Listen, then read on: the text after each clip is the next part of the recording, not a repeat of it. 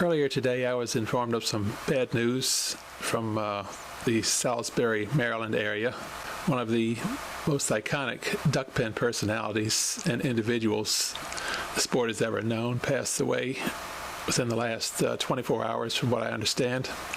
Jeff Ferrand, who was well known for a long time as the Pro Tour's leading statistician, and his excellence in bowling was nothing short of remarkable. So I think we'll take a little time to read an article from the North American Bowling News from the autumn of 2011. It's a little bit of a lengthy article, but given the fact that Jeff gave so much time and effort to the game, it's only fitting that we give him a little bit back. So here the article goes. It's entitled, Jeff Ferrand, A Backbone of Duckpins. Sometimes in life, we mingle with individuals who qualify as celebrities, and we don't even realize just how much these people have accomplished. This editor recently had the privilege to sit down and chat with one of the members of the Duckpin Games Hall of Fame, Salisbury, Maryland's Jeff Ferrand. And 2 minutes after talking with him, it was pretty easy to come up with an adjective to best describe this bowling legend: professional. Notwithstanding his superior credentials in bowling, one need only to take a look around at one of the DPBA Pro Tour events, and after a little digging, it'll be discovered that Jeff Ferrand had a hand in making it work. As with any major contributor to a particular field of endeavor, hard work and dedication are the key ingredients to a storied career. Like many top duckpin performers, Ferrand started bowling at an early age, in his case, somewhere between the ages of 2 and 4. As he matured toward his later teen years, he was already pretty good at the game.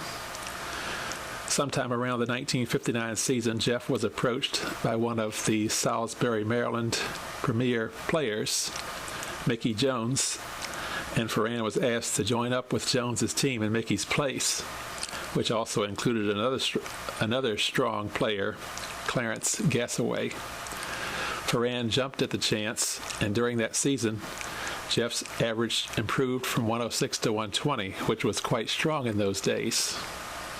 A hitch in the military interrupted Ferrand's bowling career, but in 1965, he was back on the local scene and was steadily moving up as a duckpin threat. Ferrand competed in several of the heralded and grueling All-Star Classic events, and by 1968 he was introduced to the Duckpin Pro Tour, which he had no idea existed prior to that. Ferrand won his first Pro Tour in November of '68 at Princess Lanes in Norfolk, Virginia, and was fast becoming a recognized star. But Jeff didn't rest on his prowess on the skill level. He was also fascinated with everyone and everything going on in the game of duckpins. Ferrand was diligent, attending the Pro Tour meetings even when not many people were showing up regularly, and was fastidious with keeping statistics. It wasn't long before he was appointed as secretary of the Pro Tour, and shortly thereafter, Frank Applestein, president of the Duckpin Pro Tour, asked Ferrand to keep track of the Bowler of the Year points and standings. Over the years, during his tenure as an officer of the Pro Tour, Ferrand rewrote and reorganized the tour's bylaws in an effort to make the rules conform to National Duckpin Congress standards, as well as providing a consistent layout so that the bylaws made more sense. Later in the 1980s, Ferrand, along with assistance from tour member and succeeding secretary Wes O'Donnell, revised the Bowler of the Year point system as it exists today. Ferrand was a true force in the game of duckpins during the glory years of the 1970s. All facets of his makeup, his scoring ability, his administrative side, his demeanor, his knowledge of the game, and his bowling style itself, which was second to none when it came to being as smooth as silk. Everything came together at once, which made him almost like a mecca in human form for duckpin bowling.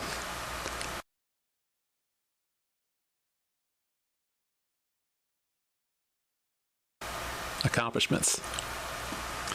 Ferrand's bowling achievements are a highlight reel for one career, to say the least. Jeff won a substantial 5 Pro Tours, his last one in 1980 at White Oak Lanes. During the 1970s, Ferrand had incredible success. In the 1972 and 73 season, he broke the high average for a single season record by a full pin at a 143 clip.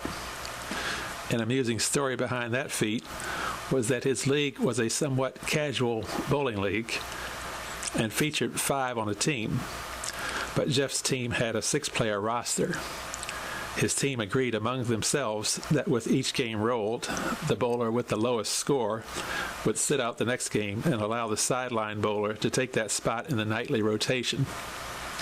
During the course of the season, the only game that Ferrand had to sit out was after game number 104 of the 105-game season, so Ferrand had to take the bench for the league's final game of the year.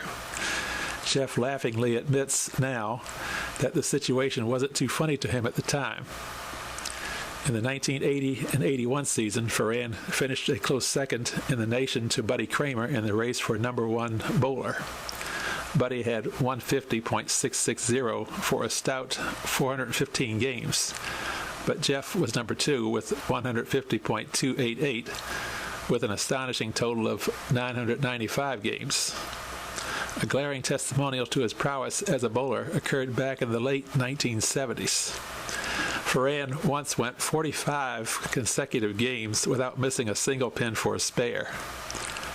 This is mind-boggling when you consider that Jeff bowled in different bowling centers during the week and when figuring in tournaments in which you bowl on different lanes after each game, where no 2 lanes are dressed the same with oil conditions. It's simply phenomenal. Ferrand recounted that in the game in which the streak was broken, it was a doubles event, and this was the only open frame for the whole game between the 2 bowlers. Jeff's partner, Vince Neal, had an all-mark 192, while Ferrand shot a 203 game for a combined 395 total. One of Ferrand's most memorable tournament wins was in the Eastern Classic, of which he is a 2-time champion. In the 10th frame of the last game, he needed a mark to claim the title, as Attleboro, Massachusetts' Peter Pierce had earlier posted a whopping 2004 score for the 12 games. Ferrand slid the 5-10 split for a spare and put a count on it to climax an all-mark 202 game, posting a 2010 total. His final 3 games in the event added up to 579. 184, 193, and 202.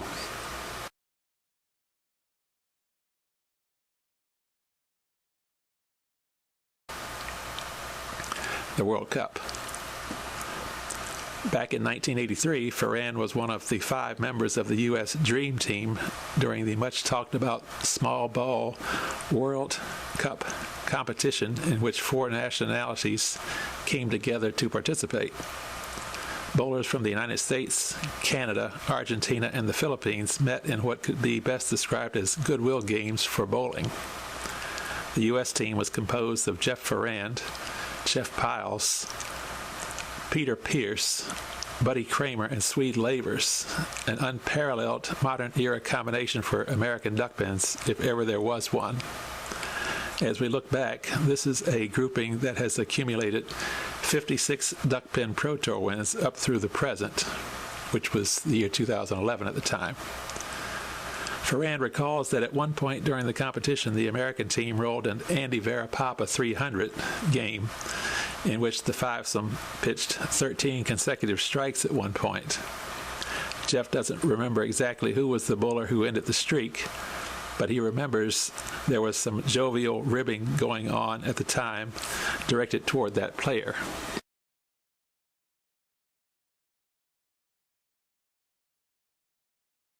Ambassador for Duckpins.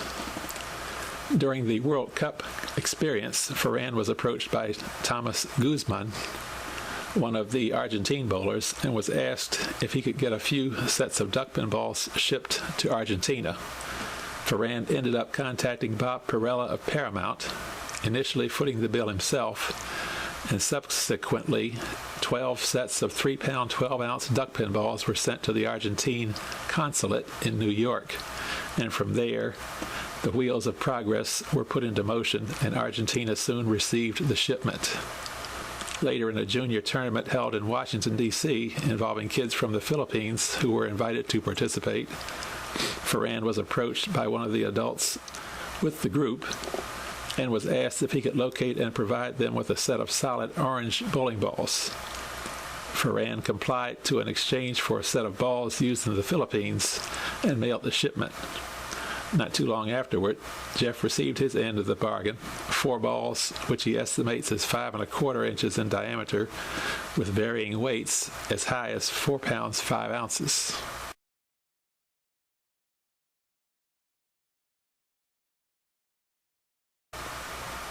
The national tournament. Among his many accomplishments in bowling and on the administrative side of Duckpins, Ferrand was extremely successful as a tournament director, as he was in charge of running the national tournament for a 10-year stretch from 1985 to 1994. As tournament director, his focus wasn't necessarily on the number of entries for the 5-week event, but more so on the number of games rolled by all the participants. During this 10-year period, participation during Ferrand's rule saw an increase from around 6,500 games rolled during the event in 1985 to over 11,000 games bowled in 1994, climaxing at Fontana Bowl-O-Rama in Tacoma Park, Maryland. And each year there was an increase from one year to the next. This is a pretty good indication that even if an event has strong promotion, when it's organized properly and operates in a professional manner, not only will an event pick up new players, but it doesn't lose its existing participants.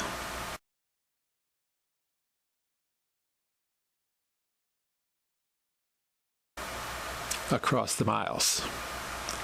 Jeff Ferrand's dedication to Duckpins is pretty evident when you consider the number of miles he's logged in during his commutes to and from the bowling centers over the years, and he continues to do so to this day.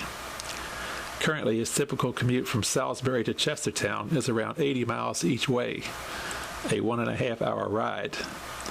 But during the years in which he was a bowler secretary at Greenway East Bowl, he lived over 100 miles from the bowling alley, making his commute about 2 hours each way.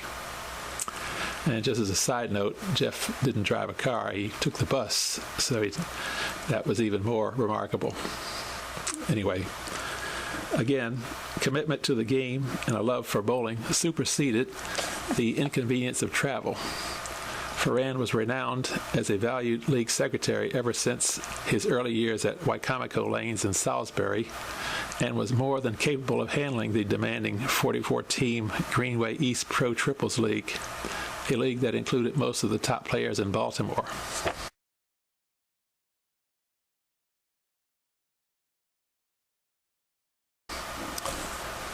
Recognition. It's no surprise that with all of his accomplishments, Jeff Ferrand would be an inductee into any Hall of Fame related to the sport of duckpin bowling. In 1982, Ferrand was inducted into the National Duckpin Bowling Congress Hall of Fame for superior performance. He had been nominated for the honor in 1980, but couldn't enter until he reached the age of 40. The following year, he was again nominated and then subsequently inducted. In 1984, the DPBA officially instituted its own Hall of Fame, and Jeff was honored at that point.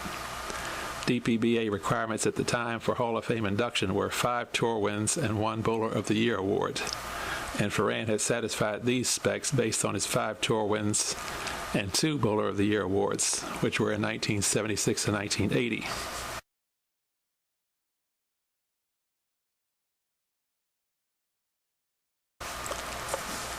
The Turner Award. In 2010, Jeff Ferrand received the coveted Frank Turner Lifetime Achievement Award, a prestigious honor only dealt to an elite few.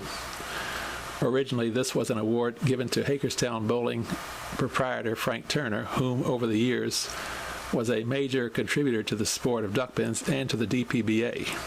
The requirements for the honoree is that he must be a member of the DPBA Hall of Fame, must have served on the governing body or an elected office for a minimum of 10 years, and must have done something for the betterment of the tour. The award is bestowed via a committee vote from the president of the Pro Tour, all living recipients, and from the 5 most senior committee members of the governing body who haven't already received the award. In addition to Turner, the other recipients of the award are John Wynkomm and O'Neill Wynn, who were honored in 2004, and Dennis Ponce, who received the award along with Ferrand in 2010.